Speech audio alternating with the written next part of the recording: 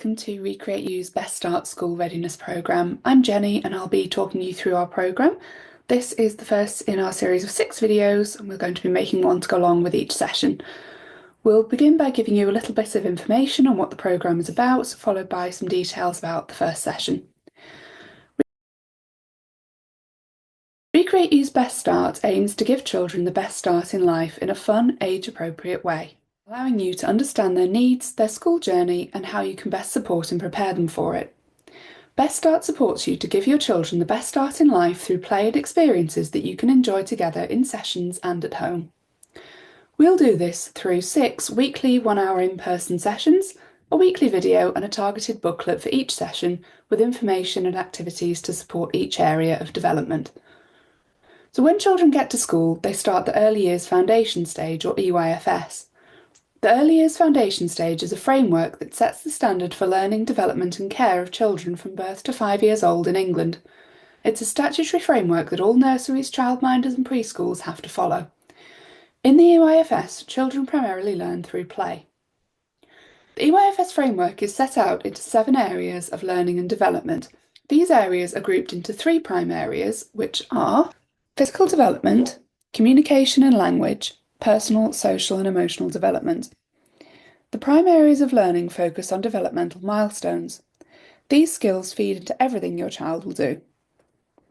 There are also 4 specific areas of learning and development, which are literacy, mathematics, understanding the world and expressive arts and design. The specific areas of learning can't be developed alone and rely on the skills gained in the prime areas of learning. Recreate U's Best Start will give you helpful hints, tips and ideas on how to support your child's learning at home in each of these areas. Each session will focus on one of the areas of development, apart from the last session which will combine 2 areas. While working through the programme, please remember that every child is unique and at different ages and stages of development. Every child develops at their own pace. They're perfect where they're at and we will embrace and celebrate this. Our programme is non-judgmental and suggests next steps. It's a safe space where you can access help and ideas when needed to support your child. Now we'll move on to our first session, which is physical development. Official government guidance says that physical development encompasses the growth and refinement of gross and fine motor skills, enabling children to move and interact with their environment. It focuses on children's physical capabilities and health and their ability to engage with the world around them. It's vital for overall child development and lays the foundation for future physical skills and well-being. This means that physical development is all about your child learning to use their body to do the things that they want or need to do.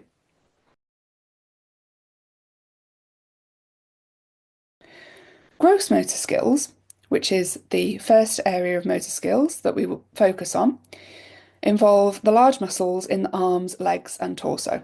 So gross motor skills are big movements, and they're activities that are important to everyday physical activities like walking and running, throwing, lifting, kicking, and so on.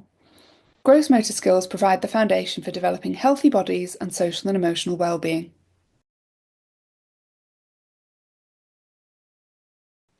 So developing your child's large muscles, coordination, balance and movement influences and improves their cognitive skills, memory, attention and thinking skills. Some examples of activities that can help to develop gross motor skills might include climbing horizontally or vertically, walking on balance challenging equipment, dancing, swimming, crab walking, and so on, anything that gets them up and about and moving. Next, we'll move on to fine motor skills. Fine motor skills involve small muscles working with the brain and nervous system to control small movements in areas such as the hands, fingers, lips, tongue, and eyes. Developing fine motor skills helps children do things like eating, writing, manipulating objects, and getting dressed. Fine motor control and precision helps with hand-eye coordination, which is fine early literacy to early. Developing fine motor skills happens once large muscle coordination is developing well. Then children can move on to develop small muscle coordination.